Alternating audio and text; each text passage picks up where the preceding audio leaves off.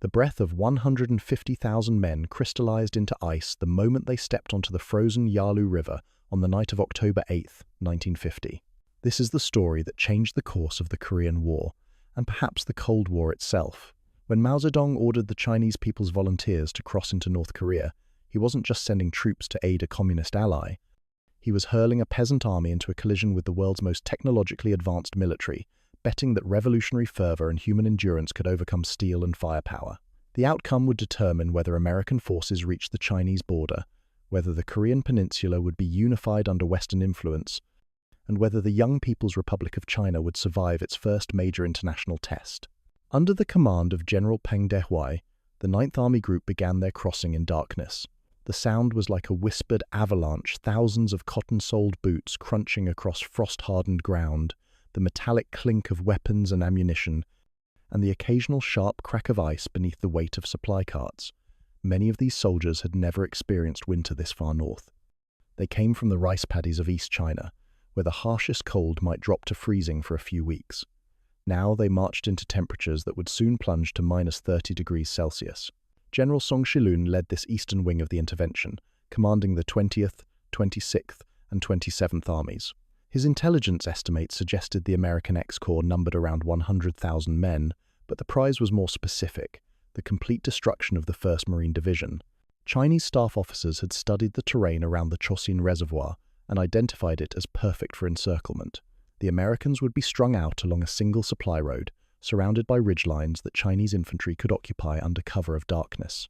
But first, they had to get there.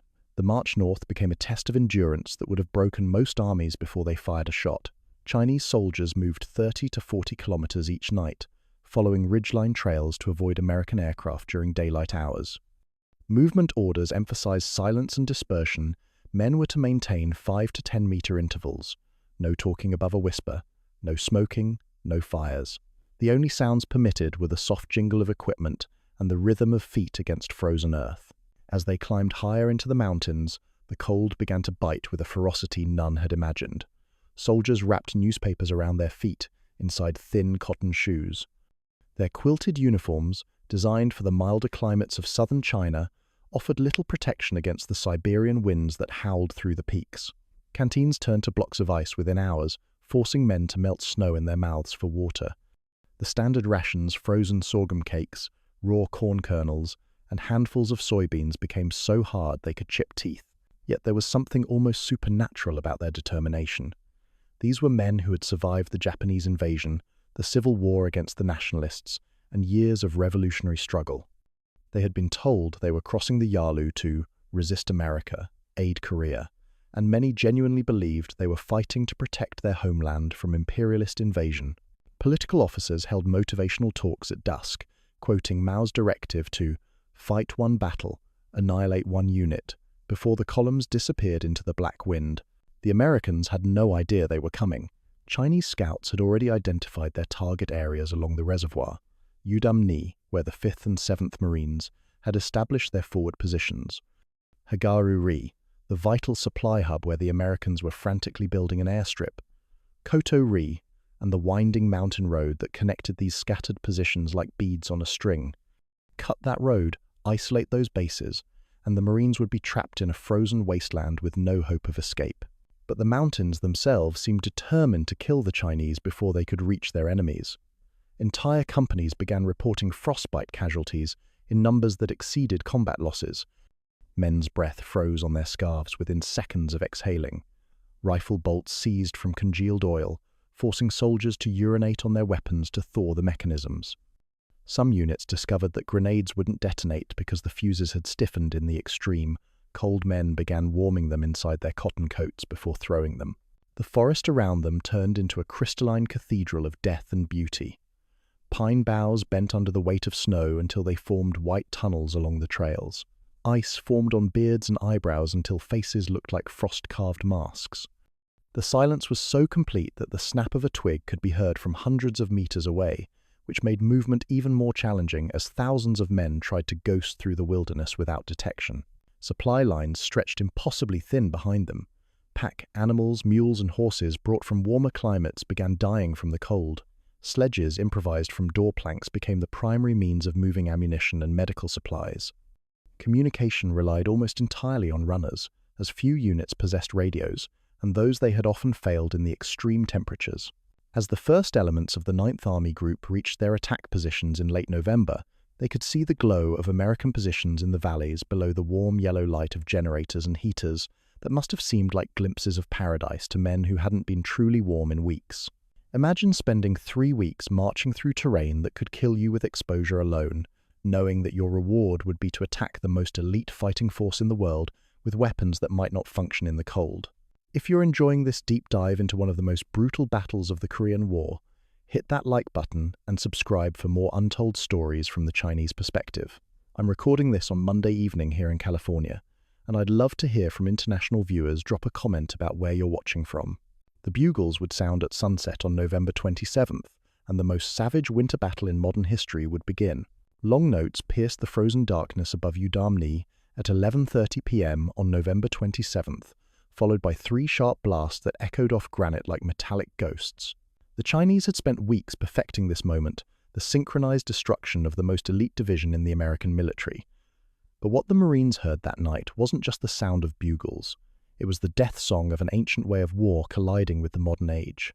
Within hours, the valleys around Chosin Reservoir would be carpeted with bodies from both armies, and the question would no longer be who would win, but who would survive to tell the story. The second phase campaign began with a deception that would have impressed Sun Tzu himself. For 3 days, Chinese forces had remained completely hidden in the ridgelines surrounding the Marine positions. They moved only at night, sheltering under fir boughs and snow camouflage capes during daylight hours when American aircraft ruled the skies. From dawn to dusk, corsairs and sky raiders prowled overhead, but they saw nothing, no movement, no fires, no signs that 150,000 enemy soldiers waited in the mountains above. The sound that shattered this illusion was unlike anything the Marines had experienced. Veterans would later describe it as metal birds shrieking, a cacophony of bugles, gongs, and whistles that seemed to come from every direction at once. The Chinese had developed an intricate code. Long notes meant advance, 3 short blasts signaled withdrawal, and a distinctive trill ordered units to shift right. But for the Americans huddled in their foxholes, it sounded like the gates of hell opening. The first wave hit the 5th and 7th Marines at Udamni with a precision that contradicted every Western assumption about Chinese tactics. This wasn't the mindless human wave assault that American intelligence had predicted. Chinese officers called it lunsi chongji, rolling assaults with platoon-sized packets advancing 50 to 100 meters apart, each group waiting for the previous one to draw fire before striking from a different angle. Private Chen Weidong of the 27th Army had been crawling through snow for 2 hours, inching closer to a Marine strongpoint on Hill 1219. The cold had long since stopped hurting, his face felt like carved wood, and his fingers could barely grip his rifle. But when the bugle sounded, something electric surged through his body. He and 15 other men rose from the snow like ghosts, lobbing grenades they had warmed inside their cotton coats before charging with bayonets fixed. The Marines were ready for them. Muzzle flashes lit the mountainside like a deadly fireworks display. Tracers streaked between the trees in green and red lines, and the sharp crack of M1 rifles mixed with the deeper bark of Browning automatic rifles. Chen watched the man next to him spin and fall, dark blood spattering across the snow. Another soldier stumbled forward 3 more steps before collapsing. But Chen kept running, his breath coming in sharp puffs that turned to ice crystals before hitting the ground. He never made it to the Marine line. A burst from a BAR caught him in the chest, and he tumbled into a shell crater where he would freeze to death before dawn. By morning, his body would join dozens of others scattered across the slope, young men from rice paddies and factory towns who had believed they could overwhelm American firepower through sheer determination. But the Chinese weren't relying on courage alone.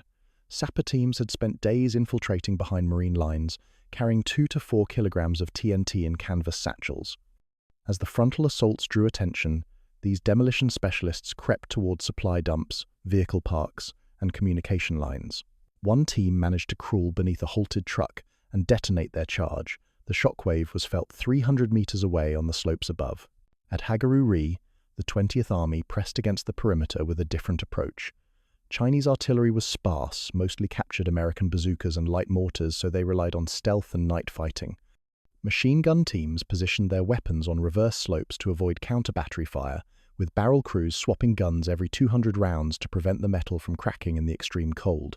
The Chinese had studied American defensive patterns and identified weaknesses. They noticed that Marine listening posts were withdrawn at night, leaving gaps in the perimeter. Small groups of infiltrators moved through these openings, using captured White Star flares to silhouette foxholes before attacking from the unlit flanks. The psychological effect was devastating. Marines never knew when a Chinese soldier might appear in their fighting position. Captain Liu Zhengguo commanded a company attacking toward the airstrip at Hagaru-ri. His men had been marching for 6 days on frozen sorghum cakes and handfuls of soybeans, and many were already showing signs of severe frostbite. But Liu had his orders: prevent the Americans from completing their landing strip at any cost. If enemy transport planes could evacuate wounded and bring in supplies, the siege would be broken before it began. His assault began at 2 a.m. with a barrage of mortar fire that sent geysers of snow and frozen earth into the air. The shells weren't aimed at bunkers, there weren't enough rounds for that, but at the construction equipment and fuel dumps near the runway. Chinese spotters had pre-registered these targets during daylight reconnaissance, marking them on hand-drawn sketches that substituted for proper maps. The attacks stalled within minutes. Marine defensive fire was too accurate, too concentrated. Liu watched his platoons melt away in the darkness, their bodies tumbling into the snow like broken dolls. By dawn, he had fewer than 30 men left from the 120 who had started the assault. But as he pulled back to the ridgeline, he could see that the airstrip construction had stopped. His sacrifice had bought the 9th Army Group precious time. The most haunting sound of that first night came from the stretcher teams. Chinese medical orderlies worked in groups of 4 to 6 men, sliding wounded soldiers downhill on ponchos and tent halves. Their progress could be tracked by the crunch of frost on beards and mittens, a sound like salt being ground between stones. Many of the wounded died during evacuation. The 6 to 12-hour journey over frozen ridges killed as many men as American bullets. Picture yourself lying wounded in minus 30-degree cold, waiting 6 hours for medical evacuation while listening to distant gunfire and knowing your blood is slowly freezing in your veins.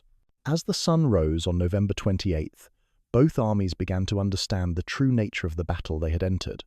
A contest where the environment would kill more men than enemy action, and where survival itself would become a victory. A Chinese sniper wrapped his rifle in white rags and settled onto a straw pad overlooking the main supply road, watching American engineers repair shell craters through the crosshairs of his scope. The grand encirclement was failing, and General Song Shiloon knew it. His carefully planned trap designed to strangle the 1st Marine Division like a python crushing its prey had developed a fatal flaw. The 26th Army, delayed by terrain that proved far more treacherous than anticipated, had failed to close the southern escape route on schedule.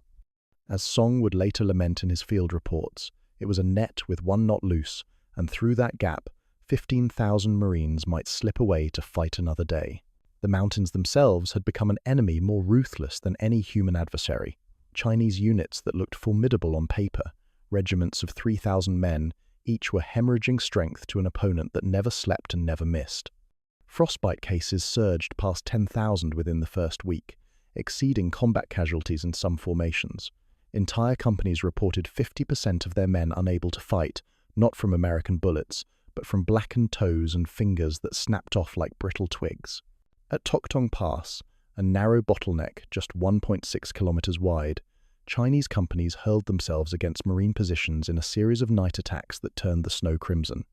The pass controlled the vital link between Udamni and Hagaru-ri, and whoever held it would determine whether the Americans could consolidate their scattered forces. Chinese assault groups crawled to within 15 meters of Marine foxholes before bugles shattered the silence and grenade volleys lit the mountainside. Corporal Wang Mingyuan led one of these attacks, his platoon moving like ghosts through the pine forest that flanked the pass. They had been without hot food for 5 days, surviving on frozen corn kernels and handfuls of soybeans that had to be thawed in their mouths before swallowing. Wang's rifle, a captured Japanese Type 99, had jammed twice during the approach march, forcing him to clear the bolt with his bare hands and a stream of hot urine. The Marine position looked deceptively quiet. Foxholes carved into the frozen ground appeared empty in the moonlight, their occupants invisible beneath layers of sleeping bags and camouflage. Wang counted his steps 50 meters, 40, 30. The plan was simple: get close enough to throw grenades, then charged with bayonets before the Americans could react. Chinese commanders had studied marine defensive tactics and identified a weakness. Their positions were oriented to stop vehicles on the road below, not infantry attacks from the wooded slopes above. At 20 meters, Wang raised his hand to signal the final rush. That's when the mountain exploded. Machine gun fire erupted from concealed positions, tracers streaking through the darkness like angry meteors. The Marines had been waiting, their thermal equipment detecting body heat long before Chinese eyes could spot foxholes. Wang felt something punch through his shoulder, spinning him around. He tried to scream, but no sound came. The cold had numbed his throat so completely that even pain couldn't find a voice. He watched his comrades fall around him, dark shapes tumbling into the snow. Some cried out in dialects from distant provinces, Sichuan, Hunan, Guangxi, last words that would never reach the families waiting in rice paddies and mountain villages. By dawn, their bodies would freeze into wind-carved berms that marked the high water mark of Chinese ambition. The logistics nightmare behind the lines had reached catastrophic proportions. Pack animals died faster than they could be replaced, their carcasses dotting the supply trails like frozen monuments to miscalculation. Sledges improvised from door planks could barely move through the deepening snow, and ammunition shortages forced some companies to enter assaults with only 60 to 90 rounds per rifle, less than half the doctrinal minimum. Chinese snipers adapted to these constraints with deadly creativity. They positioned themselves on reverse slopes to avoid counter-battery fire, wrapping rifles with white cloth and sitting motionless for hours. Their targets weren't enemy soldiers. Ammunition was too precious for that, but the road crews frantically trying to keep the main supply route open. A well-placed shot at 100 meters could stop a repair team for hours, buying time for the encirclement to tighten. Senior Lieutenant Chen Baoguo commanded a mortar section that had been reduced to 3 shells per target, a pathetic allocation that made precise fire essential.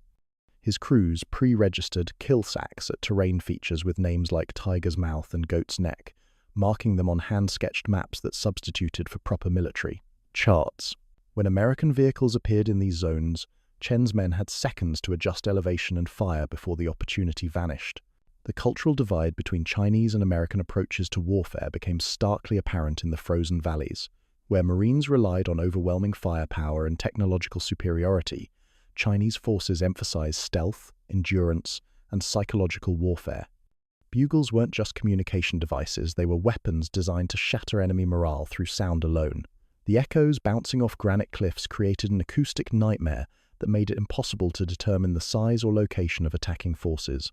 Chinese political officers worked overtime to maintain morale among troops who were beginning to understand the true cost of their mission.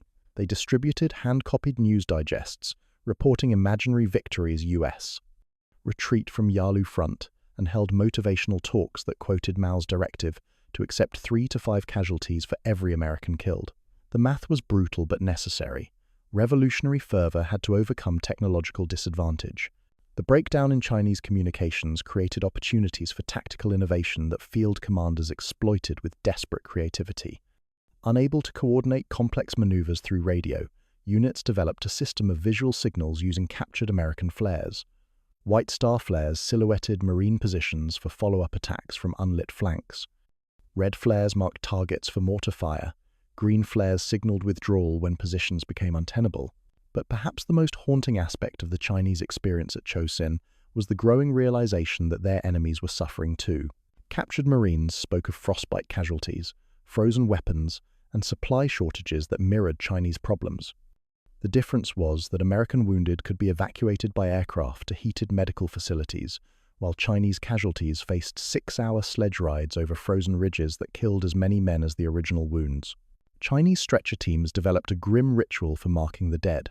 Bayonets were stuck upright in the snow beside each corpse, creating forests of steel that pointed toward a temporary cemetery that would remain temporary until spring if spring ever came. Some soldiers began to joke that the knives looked like incense sticks at a massive funeral, though laughter had become rare in the sub-zero darkness. Consider what it means to fight a battle where the environment is more lethal than the enemy, and your primary weapon against superior firepower is the willingness to die. The Chinese had thrown their best punch at the Marines, and discovered that even revolutionary zeal had limits when confronted with physics, geography, and the simple fact that human bodies weren't designed to function at -40 degrees Celsius. A Chinese company commander's ink froze mid-character, while drafting a casualty roll on the morning of November 30th, forcing him to finish the grim accounting with a charcoal sliver scraped across cratewood. The legend that would haunt both armies emerged from the slopes above Hagaruri like something from a fever dream. An entire Chinese company, 125 men, was discovered frozen in firing positions, their rifles aimed downslope toward marine lines, their faces locked in expressions of grim determination. The Ice Sculpture Company, as it became known in both Chinese and American accounts, represented the ultimate collision between human will and natural law. Whether this particular unit existed exactly as described remains debated by historians, but the image captured a truth that both sides recognized. The Korean winter was killing more soldiers than all the bullets and artillery shells combined. The cultural fabric holding Chinese units together began to fray under conditions that tested the limits of revolutionary ideology. Before dawn attacks, soldiers performed rituals that connected them to home provinces thousands of kilometers away. They bowed toward distant rice paddies and mountain villages, whispering parents' names before tucking family letters inside inner tunics. Some carried small bags of soil from their ancestral graves, believing it would protect them in this frozen wasteland so far from the Middle Kingdom. Songs helped maintain unit cohesion during the endless night marches. Kangmei Yuanchao Ge, the Resist America Aid Korea song, was hummed through frost-stiffened scarves, its rhythm helping men keep step in pitch darkness. The melody became a lifeline when everything else failed. When rifles jammed, when rations ran out, when frostbite turned fingers black, the song reminded them why they had crossed the Yalu River. But music couldn't stop the systematic breakdown of Chinese combat effectiveness. Rifle maintenance became a daily nightmare as temperatures dropped below -35 degrees Celsius. Type 99, Arasakas and Mosin Nagant rifles seized completely when lubricating oil congealed into amber-colored resin. Field manuals instructed soldiers to wipe bolts dry and urinate on actions to thaw ice, but this created new problems as urine froze within seconds, sometimes fusing moving parts permanently. Private Zhou Enlai, no relation to the Premier, discovered an innovative solution while defending a ridgeline north of Koto Ri. His squad had found a marine drum of aviation gasoline abandoned beside the road, and they improvised a warming stove using rags as wicks. Men took turns holding rifles over the flame just long enough to thaw their mechanisms without damaging the metal. The procedure worked until an American patrol spotted the light Zhou's men tossed the burning drum down the slope, where it exploded beneath a passing truck in a spectacular fireball that could be seen for kilometers. Chinese medical orderlies developed their own brutal triage system, as casualty numbers overwhelmed any possibility of proper treatment. Severe frostbite cases saw toes and fingers turn black within 24 to 48 hours. Medics rubbed affected limbs with snow to stimulate blood circulation, a technique that often caused more tissue damage but was the only option available. Men broke cartridges loose from frozen bandoliers with their teeth, splitting lips that bled and froze purple within minutes. The interaction between Chinese forces and Korean civilians created unexpected complications for military operations. Villagers from nearby hamlets like Sinhung-ri began trading cornmeal for Chinese salt and cloth, sometimes acting as pathfinders along woodcutters' trails that didn't appear on any military maps. But these relationships carried risks. Civilians who helped Chinese forces could face brutal retaliation if American patrols discovered their cooperation. Chinese engineers achieved one of their few unqualified successes at Funchilin Pass, where demolition teams managed to drop 8 spans of the critical bridge linking Koto-ri to the coast. Sapper squads carried 2 to 4 kilograms of TNT in canvas satchels, crawling through snow for hours to reach the target. The explosions echoed through the mountains like thunder, and for a brief moment, Chinese commanders believed they had severed the Marines' last escape route. Their celebration proved premature. American air crews began dropping treadway bridge sections by parachute, and Chinese mortar teams could manage only sporadic harassment fire, with their meager ammunition allocation of 3 shells per target. The sight of C-47 and C-119 transport aircraft, lifting wounded Marines to safety daily, became a source of bitter frustration for Chinese soldiers who watched their own casualties die during 6-hour evacuations over frozen ridges. The psychological warfare aspects of the battle took forms that neither army had anticipated. Chinese patrols discovered that captured sea rations contained foods their southern-born soldiers had never encountered: chocolate, coffee, and fatty meats that caused violent stomach reactions in men accustomed to rice and vegetables. Some soldiers overate and vomited, their bodies unable to process rich American food after weeks of frozen sorghum cakes. But others hoarded the cans like treasure, understanding that a single meal of enemy rations provided more nutrition than 3 days of Chinese field provisions. Battlefield scavenging became an art form that sustained Chinese units when official supply lines collapsed completely. After firefights, squads collected spent American brass casings to reload later, the metal clinking in sacks like coins in a beggar's bowl. Captured 60mm mortars and hand grenades scavenged from snowbanks provided more firepower than Chinese artillery could deliver. One patrol discovered a marine bandolier stamped 1942 and passed it around like a sacred relic, swearing to finish the job that had begun 8 years earlier in the Pacific. Chinese code words evolved to describe American forces and terrain features with poetic imagery that reflected their rural origins. Marines became white foxes for their winter camouflage and cunning tactical sense. The main supply road was the Iron Road for its strategic importance and the steel bridges that carried it across mountain streams. Funchelin Pass earned the designation Heaven's Gate, a bottleneck that could either open the path to victory or slam shut on Chinese hopes. The most haunting sensory memory reported by Chinese survivors was the battlefield smell that permeated everything: kerosene from smashed heaters, singed cotton from burned equipment, and the metallic scent of frozen blood under pine boughs.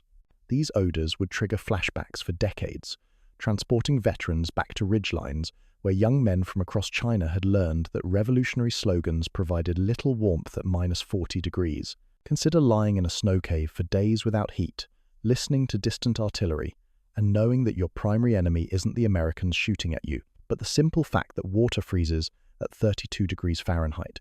The Chinese had discovered that modern warfare's most implacable opponent wasn't capitalism or imperialism, but thermodynamics and the laws of physics recognized no political ideology. Sentries were found dead at dawn, rifles still shouldered against their frozen bodies, victims of an enemy that needed no ammunition to kill. The mathematics of survival had shifted beyond any calculation that Chinese military doctrine could accommodate. General Song Shilun's post-campaign reports would later reveal the brutal arithmetic of mountain warfare. Exposure deaths in some battalions reached 5 to 10% per week, making the Korean winter a more efficient killer than the entire 1st Marine Division.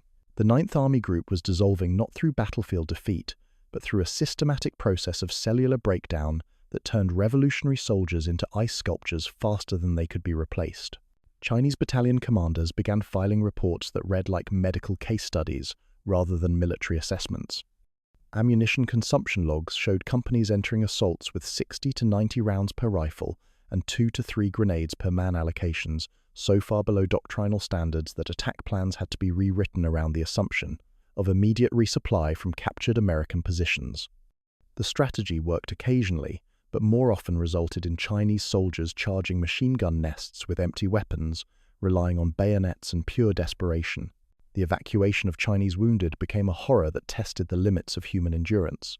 Medical teams strapped casualties 2 by 2 on improvised stretchers made from poles and tent canvas, then began 6 to 12-hour journeys over 5 to 10-kilometer ridges in temperatures that killed healthy men within hours. Many wounded died not from their original injuries but from hypothermia during evacuation, their blood literally freezing in severed arteries before medical attention could be provided. Private Liu Wenkai experienced this nightmare personally, when shrapnel from an American artillery shell tore through his left thigh during an attack on Hill 1219. His squad leader made the agonizing decision to attempt evacuation, rather than leave him to freeze in his fighting position. 4 men took turns carrying Liu downslope on a poncho, struggling through snow that reached their waists while American aircraft circled overhead like mechanical vultures. The journey took 8 hours. Liu remembered fragments, the rhythmic crunch of boots in snow, the sound of his own breathing becoming increasingly shallow, the way moonlight turned the ridgelines into silver knives cutting across black sky. His stretcher bearers whispered encouragement in dialects from across China, but their voices grew fainter as hypothermia clouded his consciousness. He survived, but lost 3 toes to frostbite and carried psychological scars that would surface in nightmares for the next 50 years. American psychological warfare operations attempted to exploit Chinese suffering through leaflet drops that promised warm food and medical care for surrenders. The propaganda appeared in both English and Chinese, featuring images of heated prisoner-of-war compounds and testimonials from captured Chinese soldiers describing humane treatment. Chinese political officers reported few takers among their troops, not because revolutionary fervor remained intact, but because most soldiers were too exhausted to read the leaflets and those who could read understood that desertion meant certain death from exposure, long before they could reach American lines. Chinese training bulletins circulated after the first week acknowledged American air supremacy with brutal honesty. Daytime movement had become suicidal. Corsairs and sky raiders appeared within minutes of any visible activity, turning supply columns and troop concentrations into smoking craters. New tactical guidance emphasized camouflage discipline, night assault techniques, and hugging tactics that kept Chinese forces within 50 meters of American positions to negate bombing accuracy. The improvisation that kept Chinese units functioning bordered on the miraculous. Frozen streams became highways for sledge columns that advanced 2 to 3 kilometers per hour, the ice groaning beneath ammunition loads like a chorus of mechanical wails. Chinese scouts wrapped themselves in white bedsheets and dusted their faces with flour or chalk to blend into snowdrifts during dawn reconnaissance missions. Some units discovered that captured marine drums could be converted into warming stoves. Men huddled around these improvised heaters just long enough to thaw weapons and restore feeling to frozen hands. But the most psychologically devastating aspect of the Chinese experience was the growing realization that their sacrifice might be meaningless. Prisoner interrogations revealed that Chinese high command had ordered units to destroy enemy's will to fight by cutting him from warmth and food, acknowledging weather as a weapon that could be used against both armies. The strategy assumed that American forces, accustomed to technological solutions, would collapse faster than Chinese peasant soldiers trained in revolutionary hardship. The assumption proved catastrophically wrong. Marine casualties from frostbite and exposure numbered in the thousands, but American evacuation capabilities meant that wounded men reached heated medical facilities within hours rather than days. Chinese soldiers watched transport aircraft lift enemy wounded to safety, while their own casualties faced sledge rides over frozen ridges that often became death marches. Chinese company commanders developed their own systems for managing units that were disintegrating from environmental attrition. Roll calls became exercises in creative accounting, as officers tried to maintain paper strength while actual combat effectiveness plummeted. Some units reported 70% strength when actual numbers had fallen below 50%, hoping that higher headquarters would adjust mission requirements to match reality rather than ideology. The cultural clash between revolutionary theory and thermodynamic reality reached its peak during political education sessions held in snow caves and improvised shelters. Political commissars attempted to maintain morale by recording combat hero stories, accounts of runners who made 7 trips in one night across shell-swept saddles, covering 600 to 700 meters each way, to maintain communication between isolated units. These tales of superhuman endurance became legendary, but they also highlighted the impossible conditions that made such heroism necessary. Chinese medical orderlies developed techniques for treating frostbite that would later influence military medicine worldwide. They learned that rubbing affected limbs with snow could stimulate blood circulation, though the technique often caused additional tissue damage. Severe cases required immediate warming, but heat sources were so rare that medics sometimes used their own body heat, sharing sleeping spaces with casualties in a desperate attempt to prevent amputation. The sensory experience of Chinese soldiers during this period defied description in normal language. Moonlight on razorback ridges created landscapes that looked like the surface of an alien planet. Distant bugles echoed between peaks, their calls distorted by wind until they sounded like the voices of mechanical ghosts.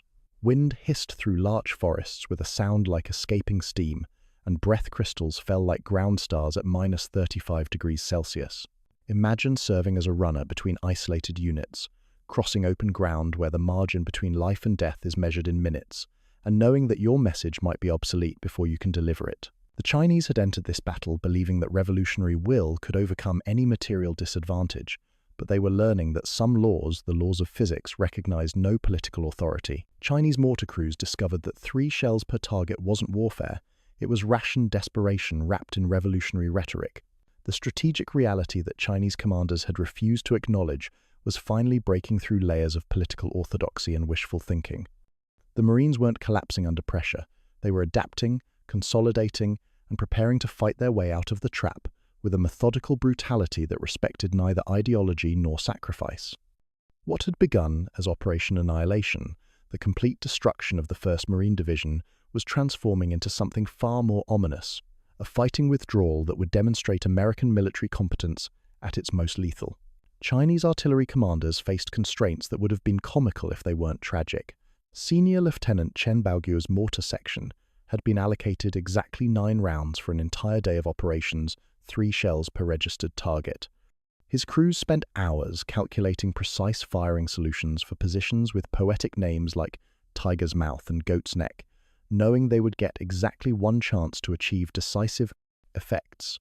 When American vehicles appeared in these pre-registered kill zones, Chen's men had to choose between wasting ammunition on marginal targets or saving rounds for opportunities that might never come.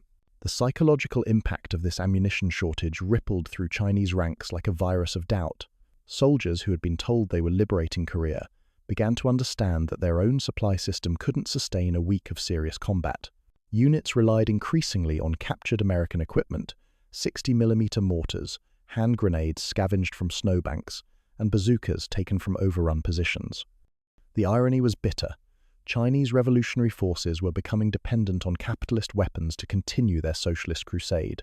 Chinese machine gun teams developed innovative tactics to compensate for equipment limitations and extreme cold. They positioned weapons on reverse slopes to avoid American counter-battery fire, with barrel crews rotating guns every 200 rounds to prevent thermal cracks in the metal. The technique worked, but it meant that sustained defensive fire was impossible just when Chinese positions needed it most. The breakdown in Chinese communications created opportunities for battlefield innovation that field commanders exploited with desperate creativity. Signal flares became a crude but effective substitute for radio networks that had failed in the sub-zero temperatures. White star flares, often captured from American supply dumps, silhouetted marine foxholes for follow-up attacks from unlit flanks. Red flares marked targets for the few functioning mortars. Green flares signaled withdrawal when positions became untenable. But the most significant development was the emergence of what Chinese after-action reports called close steel, encounters, hand-to-hand combat in trenches and bunkers where revolutionary fervor met marine training. In contests that lasted seconds and left no survivors to describe the experience, Chinese units emphasized bayonet drills specifically for these moments, when ammunition ran out and victory depended on who was willing to die first. The American breakout from Udumni shattered Chinese assumptions about enemy capabilities under extreme conditions.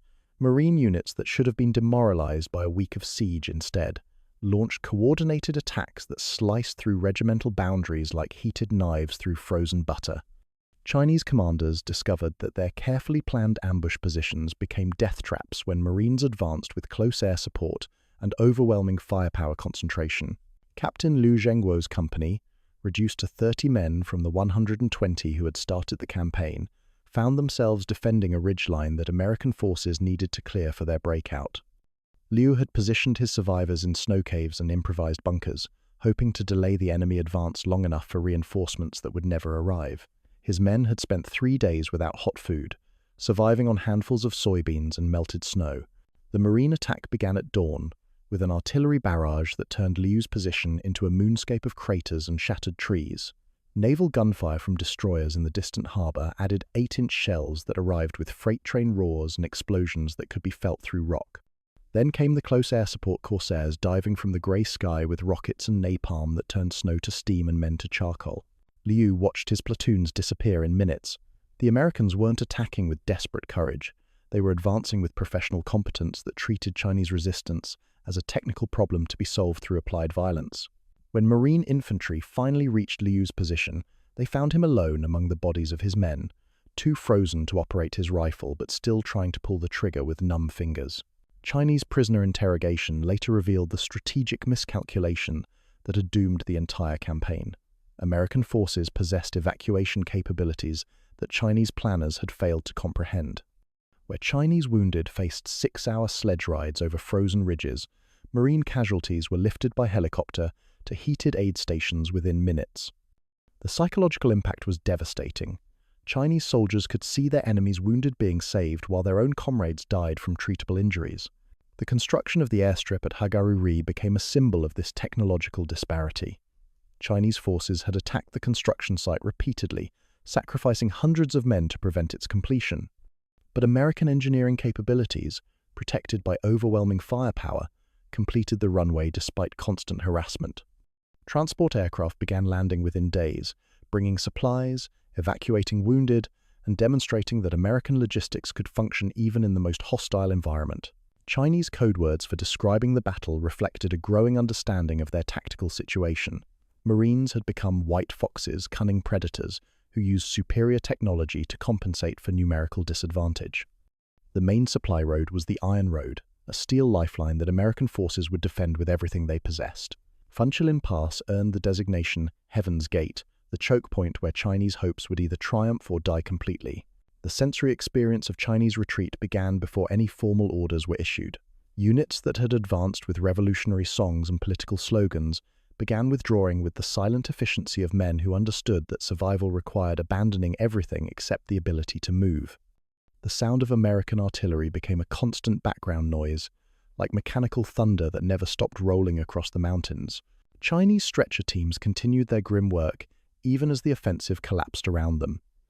Bodies were marked with bayonets stuck upright in snow, creating forests of steel that pointed toward temporary cemeteries that would remain temporary until spring thaws revealed the true cost of revolutionary miscalculation. Picture commanding a unit that exists only on paper, with orders to attack an enemy who possesses unlimited ammunition while your men count individual cartridges like precious stones. The Chinese had learned that some advantages, technological superiority, logistical competence, professional military training couldn't be overcome through ideology alone, no matter how fervent the belief or willing the sacrifice. General Song Shilun's radio message to 9th Army Group headquarters on December 6th was a single word that carried the weight of 50,000 casualties: withdraw. The grand encirclement had shattered like ice under summer sun, and with it died the dream of annihilating American imperialism through revolutionary will alone. Chinese forces that had crossed the Yalu River 2 months earlier, with songs on their lips and Mao's quotations in their pockets, now faced the most brutal reality in military history. They had fought the United States Marine Corps to a standstill and lost anyway. Victory in battle meant nothing when the enemy could simply fly away. The psychological breaking point came not during any single firefight, but through the accumulated weight of watching American helicopters lift wounded Marines to safety, while Chinese casualties died during evacuation marches that lasted longer than some battles. Chinese political officers had prepared their men to face capitalist bullets, but no ideological training could explain why revolutionary soldiers had to freeze to death, while imperialist wounded received heated medical care within minutes of being hurt. The evacuation from Yalu became a masterpiece of American military logistics that crushed Chinese morale more effectively than any artillery barrage. Transport aircraft landed every few minutes on the airstrip that Chinese forces had sacrificed hundreds of men trying to destroy. Each C-47 that lifted off carried 24 stretcher cases to heated hospitals, while Chinese medical teams continued sliding their wounded downhill on improvised sleds toward aid stations that existed only on optimistic maps. Chinese ammunition shortages had reached levels that transformed combat from warfare into elaborate suicide. Companies entering final assaults carried an average of 60 rounds per rifle, barely enough for 10 minutes of sustained fire. Hand grenades were so scarce that some units wrapped rocks in cloth and threw them at night, hoping the sound would fool American defenders long enough to close with bayonets. The revolution had armed its children with stones and sent them against the most technologically advanced military in human history. The failure at Funchilin Pass epitomized the strategic collapse that Chinese commanders could no longer deny. Despite successfully demolishing 8 spans of the crucial bridge, Chinese forces couldn't prevent American engineers from rebuilding it using prefabricated sections dropped by parachute. The sight of Marines crossing on a temporary span while Chinese mortar crews counted their last 3 shells became a metaphor for the entire campaign: revolutionary determination meeting industrial capability and losing. Lieutenant Wang Shuguang commanded the final Chinese attack against the reconstructed bridge, leading 43 men in a night assault that represented everything heroic and futile about the 9th Army Group's sacrifice. His soldiers had been marching for 18 days on frozen sorghum cakes and melted snow, and most suffered from frostbite severe enough to warrant evacuation under normal circumstances. But these weren't normal circumstances. This was the last chance to trap the Marines before they escaped to the coast. Wang's attack began at 3 a.m. with a barrage from 2 82mm mortars, the only artillery support available. The shells exploded harmlessly in snow 50 meters from their targets, their fuses weakened by cold that had turned explosives into expensive fireworks. His men advanced through knee-deep snow toward Marine positions that erupted with defensive fire so intense it turned the mountainside into a constellation of muzzle flashes. The assault lasted exactly 8 minutes. Wang watched his platoons dissolve in tracers and artillery bursts, young men from rice paddies and factory towns tumbling into snow that would hide their bodies until spring. He survived by playing dead among his soldiers, lying motionless for 4 hours while Marine patrols checked for signs of life. When he finally crawled back to Chinese lines, he commanded a unit that existed only in his memory. Chinese casualty figures from the Chosin campaign became state secrets that would remain classified for decades. Official estimates range from 30,000 to 50,000 total losses, with frostbite comprising 30 to 50% of all casualties. But these numbers told only part of the story. Entire regiments had ceased to exist as combat formations, their survivors scattered across Korean mountains like ghosts in quilted uniforms. The cultural impact of defeat penetrated Chinese units through channels that political officers couldn't control. Soldiers began whispering questions that had no acceptable answers. Why were American wounded evacuated by aircraft while Chinese casualties died during sledge rides? Why did enemy forces possess unlimited ammunition while revolutionary fighters counted individual cartridges? Why did technological superiority matter more than ideological purity? Chinese training bulletins circulated after the campaign acknowledged realities that contradicted 2 years of revolutionary education. Future winter operations would require felt boots, wool socks, antifreeze rifle oil, and significantly more radios. The recommendations read like confessions, admissions that peasant armies couldn't overcome industrial advantages through willpower alone, no matter how pure their revolutionary consciousness. The sensory memories that haunted Chinese survivors defied description in any language that hadn't been invented specifically for industrial-scale human suffering. The sound of American artillery became a mechanical rhythm that marked time like a metallic heartbeat. Wind hissing through larch forests carried the smell of cordite and frozen blood across distances that made individual deaths feel insignificant. Moonlight on ridgelines created landscapes so alien that men began to doubt they were still fighting on Earth. Chinese stretcher teams worked with efficiency, born from practice that no army should need to develop. 4 to 6 men per casualty, sliding wounded soldiers downhill on ponchos that served as improvised sleds. The evacuation routes became highways of suffering, marked by blood trails that froze into crimson ribbons, connecting Chinese positions to aid stations that couldn't provide adequate care even when patients arrived alive. The political implications of military failure began filtering through Chinese command structures like water through fractured ice. Revolutionary theory had promised that people's armies could defeat any imperialist aggressor through superior morale and willingness to sacrifice. The Chosin campaign proved that some advantages, air power, logistics, medical evacuation, unlimited ammunition, couldn't be overcome through ideology, no matter how fervent or sincere. Chinese prisoners captured during the final phase of operations provided intelligence that revealed the psychological state of the 9th Army Group. Many expressed confusion rather than defeat. They had fought harder than any soldiers in Chinese history, sacrificed more than revolutionary theory demanded, and still watched their enemies escape through technological capabilities that seemed almost supernatural. The evacuation of Hungnam became the final humiliation for Chinese forces that had spent 2 months trying to destroy the 1st Marine Division. American ships appeared on the horizon like steel cities, their cargo holds swallowing 15,000 Marines along with their equipment, vehicles, and supplies. Chinese artillery managed only token harassment fire as the fleet disappeared toward the southern horizon, carrying away the prize that 50,000 Chinese casualties had failed to secure. Picture commanding soldiers who have given everything their country asked and more, only to watch their sacrifice become meaningless because the enemy possesses capabilities that your political education never acknowledged existed. The Chinese had learned that revolutionary wars could be won against enemies who shared similar technological limitations, but modern warfare required resources that peasant economies couldn't provide, regardless of political systems or ideological purity. In the spring of 1951, families from across China began arriving at makeshift cemeteries near the Chosin Reservoir, carrying chrysanthemums and packets of soil from ancestral graves thousands of kilometers away. The battle that Chinese forces had lost tactically became the foundation for a strategic victory that reshaped the entire Korean conflict. By forcing the evacuation of American forces from northeast Korea, the 9th Army Group had achieved its ultimate objective, but at a cost that would haunt Chinese military thinking for generations. The mathematics were brutal: 50,000 casualties to save North Korea from complete occupation. Revolutionary theory had never calculated whether such exchanges represented victory or defeat. General Song Shilun's post-campaign analysis, classified for decades, acknowledged the tactical failures that political rhetoric couldn't disguise. The late arrival of the 26th Army had left the final knot loose in the encirclement, allowing 15,000 Marines to escape what should have been their destruction. Future operations would require improved coordination, better winter equipment, and realistic assessments of American technological capabilities rather than ideological assumptions about capitalist weakness. The strategic success was undeniable. UN forces abandoned the entire Eastern Front. Pyongyang was retaken by Chinese and North Korean forces in January 1951, and American dreams of reunifying Korea under Western influence died in the frozen valleys around Chosin. Mao Zedong's gamble that a peasant army could intimidate the world's most powerful military had succeeded, even though the tactical methods proved catastrophically expensive.